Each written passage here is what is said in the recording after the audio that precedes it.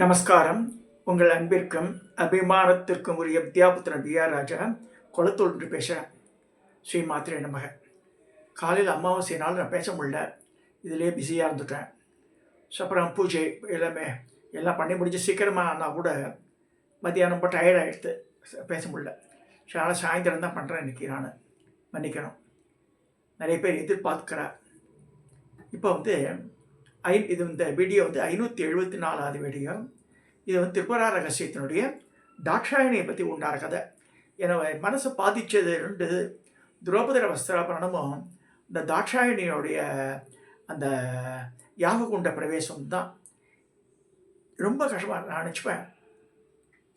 ஆனானப்பட்ட பரமேஸ்வரன், உலகுக்கெல்லாம் அப்பா அம்மை அப்பன் என்று சொல்லக்கூடியவ, அவரால் அவளை காப்பாற்ற முடியல. இது ஏன்னா ஆல்ரெடி லக்ஷ்மிக்கும் மகாலட்சுமிக்கும் கௌரிக்கு ஏற்பட்ட சாபத்தினால தான் அப்படி திரிபுரா ரகசியம் சொல்கிறது. அது புரிஞ்சுக்கணும். நான் முன்னாடிலாம் யோசனை பண்ணியிருந்தேன், ஏன் அது மாதிரி நடக்கலை. பரமேஸ்வரன் தக்ஷ யஜ்ஞத்தை தக்ஷனோட தலையை வெட்டி போட்டால் கூட அவனுக்கு உயிர் கொடுத்துட்ற ஆட்டு தலை வச்சுடுறாரு. ஆனால் பொண்டாட்டியை ஒன்றும் பண்ண முடியல அவரால். ஏன் இந்த மாதிரி ஆச்சுன்னு நினச்சிப்பேன். ஏன்னா ஆல்ரெடி இந்த சாபங்களுக்கு ரொம்ப பயப்படணும், நல்லா புரிஞ்சுக்கணும். சில பேர் இஷ்டம் போல் என்னவோ பேசுகிறா, அதெல்லாம் ரொம்ப ரொம்ப ரொம்ப ரொம்ப தப்பு. மற்றவாளை பற்றி சுடுசல், இதில் மோகன் குருஜி பற்றி குறிப்பிட விரும்புகிறேன். அவள் கிட்டத்தட்ட 25 வருஷத்துக்கு மேலே தெரியும் அவர் எனக்கு. ஆனால் ஒரு நாளாவது அவர் வாயிலேருந்து சுடுசல் என்னை கேள்விப்பட்டதே கிடையாது, பார்த்ததும் கிடையாது. கோபமே வராது அவருக்கு. சரி, நல்லா ஷேவமாக இருக்கும்டுவார். சரி, அவருக்கு எப்படி காசமாக செஞ்சால் கூட சரி க்ஷேமமாக இருக்கணும், நல்லா நடக்கட்டும். ஸோ அந்த மாதிரி மனோபாவத்தை வளர்த்துக்கணும் நம்ம. இப்போ தக்ஷ யஜ்ஞத்தை வரும்போது இது எப்படி இந்த தக்ஷ யஜ்ஞத்தை பற்றி திரிபுரா ரகசியத்தில் வருதுன்னு பார்க்கலாம். ஸ்ரீ தத்தாத்திரேய அதுக்கு முன்னாடி இந்த படங்களை காமிச்சிடுறேன். சார், இந்த படத்தை காமிக்கிறது மறந்துடுறேன் நான்.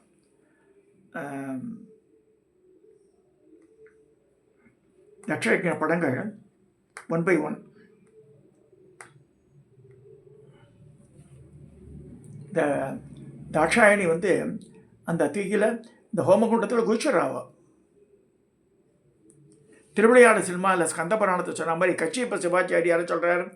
கச்சியப்ப சிவாச்சாரியார் ஸ்கந்த புராணத்தை வச்சுட்டு திருவிளையாடல் எடுத்துட்டா சினிமாவை. ஆனால் தாட்சாயணி இறந்துபடுறா. அவருடைய உயிரற்ற உடலை தூக்கி வச்சுட்டுருக்கார். இதுதான் ஃபேக்ட், இதுதான் நடந்தது. சிவபுராணம் எல்லாம் சொல்லுது. தக்ஷனுக்கு உயிர் கொடுக்குறார் எப்படி, ஆட்டு தலையை வச்சு. அந்த பதிவு அது. இதெல்லாம் பார்க்க போகிறேன், கதை வடிவில் பார்க்க போகிறோம் நம்ம. இப்போ வீரபத்திர அவதாரம் அப்போ தான் நடக்கிறது. தக்ஷ யஜ்ஞத்தும் போது தான் நடக்குது. வீரபத்திரர் அப்படி பிடிச்சு பாருங்கள், தன் கோடாலியால் தலையை சீவிடுறான்.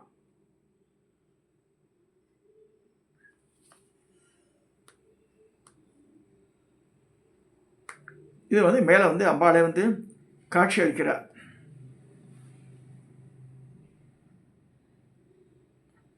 ஆதிபராச இதை காட்சி அளித்து அந்த எதனால் நடந்ததுன்ற மாதிரி அதை உணர்த்தி எல்லாரும் கோபத்தெல்லாம் விட்டு ஒழிக்க செய்கிறார். அந்த இப்போ கம்மிங் டு அவர் சப்ஜெக்டு. இப்போ ஸ்ரீ தத்தாத்திரேய பரசுராமர் கேட்டார், ஸ்ரீ குரு, எதனால் சங்கரன் கௌரி பிரிந்தாள், எப்படி தட்சனுக்கு கௌரி பிறந்தாள், யார் சிவபுராணை அவமதித்தது, ஏன் அவமானம் அடையவனு கேட்குறா. தத்தாத்திரேய சொன்னார், பார்கவா கீழ், முன்னொரு காலம் பஸ்மாசுரன் என்னும் அசுரன் சிவபுராணை கொடுத்து கடுந்தவன் செய்து தன் யார் சிரத்தில் கை வச்சாலும் எரிஞ்சு போயிடணுன்றான். சிவனும் அதை பற்றி தெரியாமல் ஓகே சொல்லி வரம் கொடுத்துட்றாரு. டெஸ்ட் பண்ணுறதுக்கு சிவனோட தலையில் கை வைக்கும்போது அவர் ஓடி ஒழிகிறார்.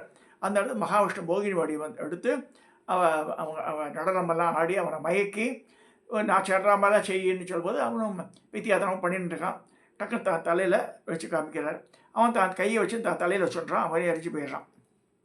ஸோ இந்த நேரத்தில் தன் கணவனை தேடி காணாத கௌரி மிகவும் வருந்தி தன் தரீரத்தை தியாகம் செய்தாள். அந்த அசுரனை விஷ்ணு ஒரு ஏமாற்று வேலை செய்து அழித்தார். பின்னர் தக்ஷன் கௌரியை குறித்து தவம் இருந்தான். அப்போ அம்பாளே பொண்ணா பிறக்கணும்னு சொல்லும்போது கௌரி வரம் தரா, நான் பொண்ணா பிறக்கிறேன். அப்போ சங்க வடிவத்தில் தோன்றுறான்ற மாதிரி வருது கதை. தக்ஷ பிரஜாபதி அந்த பெண்ணை வந்து சீராட்டி பார்வட்டி தட்சனுக்கு பொண்ணாக போகிறதுனால தாட்சாயணின்னு பேர் அவளுக்கு. ஸோ அந்த மாதிரி வளர்ந்து வர. ஸோ அப்போ வந்து பரமேஸ்வரனுக்கு வந்து தபஸ் இருக்காவோ, அப்போ அவளுக்கே வந்து அந்த நேரத்தில் தான் வந்து தட்சணம் வந்து வைஷ்ணவன் நாமம் ஒன்றுக்கவன். எல்லாம் இந்த சினிமா திருவிடையாளர் சினிமா பட்ட உபதி போட்டாப்ப கேட்பான் கிடையாது, நாமம் தான் போட்டுருந்தான். யார்? தக்ஷன். இதில் வந்து முக்கியமான சில விஷயங்கள்லாம் கவனிக்கணும் அதில். ஸோ இப்போ வந்து தாட்சாயணியே பரமேஸ்வரனுக்காக கல்யாணம் பண்ணி தர்றார். ஸோ ஒரு முறை தக்ஷன் மும்மூர்த்திகளும் தேவர்களும் கூடி இந்த சபைக்கு சென்றான். பிரம்மா, விஷ்ணு, சிவனை தவிர மீதி அனைவரும் எழுந்து நின்று தக்ஷனுக்கு மரியாதை தந்தனர். அப்போ வந்து இவனுக்கு எரிச்சலாகுது, மாப்பிள்ளை ஆச்சே, மாப்பிள்ளைன்றது மாமனாதான் வசதி, எப்படி மாப்பிள்ளை வந்து எனக்கு மரியாதை தரலைன்னு சொல்லி அவர் சண்டையை ஆரம்பிக்கிறான். இந்த சம்பு எனது ஷீடன் போன்றவன் பெரியோரை மதிக்க தெரியவில்லை, நற்குணம் இல்லை, ஆழம் கொண்டுள்ளான், இந்த சபையில் இருக்க யோகியதை இல்லாதவன் சொல்லிட்டு தூஷணம் பண்ணுறான்.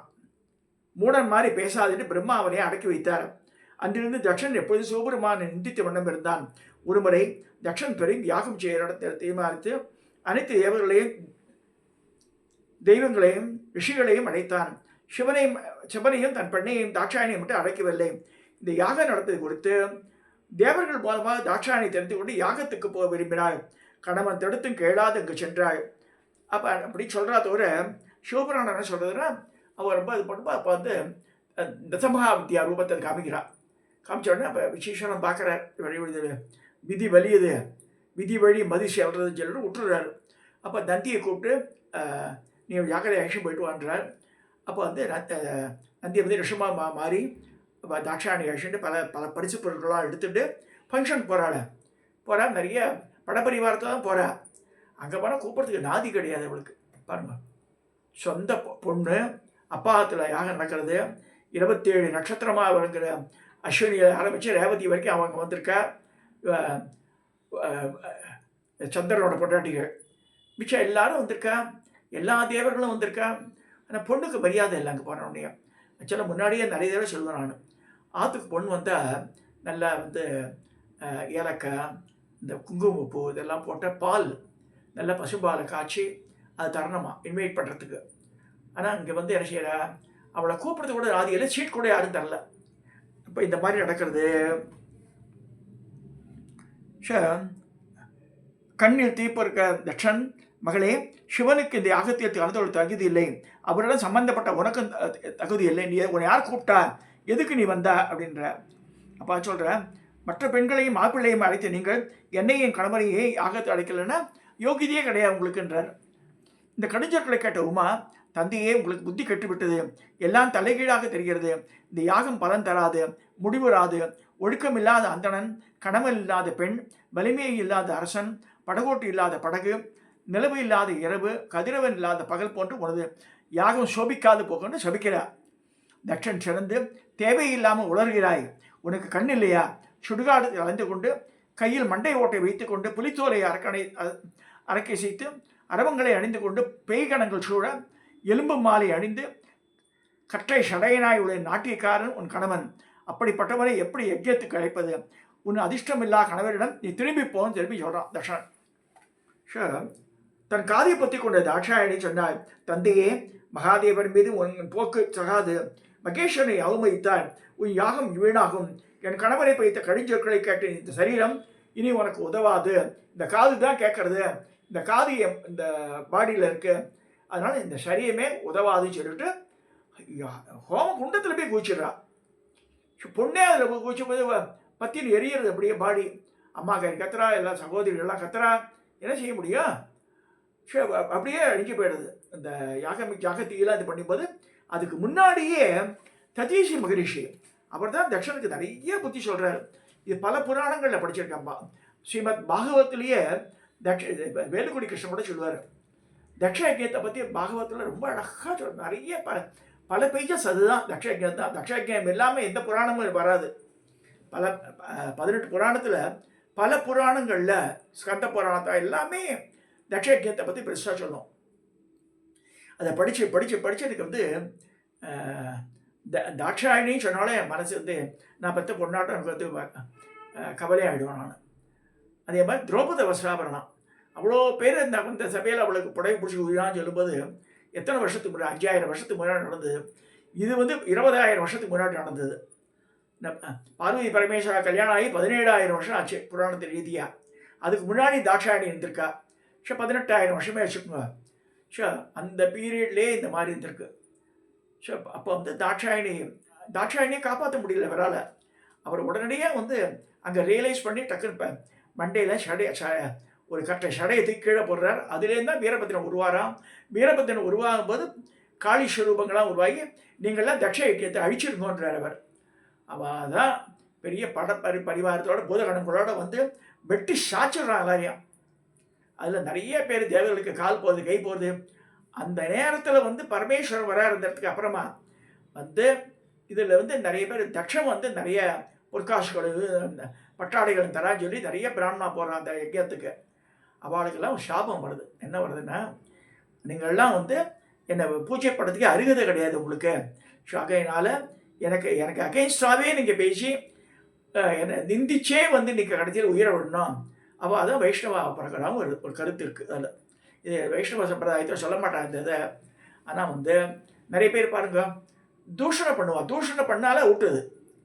அப்போ என்ன சொல்கிறார், நீங்கள்லாம் இடுகாட்டுக்கு எல்லாருக்கா செத்து தான் போயானோம் ஒரு நாளைக்கு. இடுகாட்டுக்கு வரும்போது நான் பார்த்துக்கிறேன்றார்.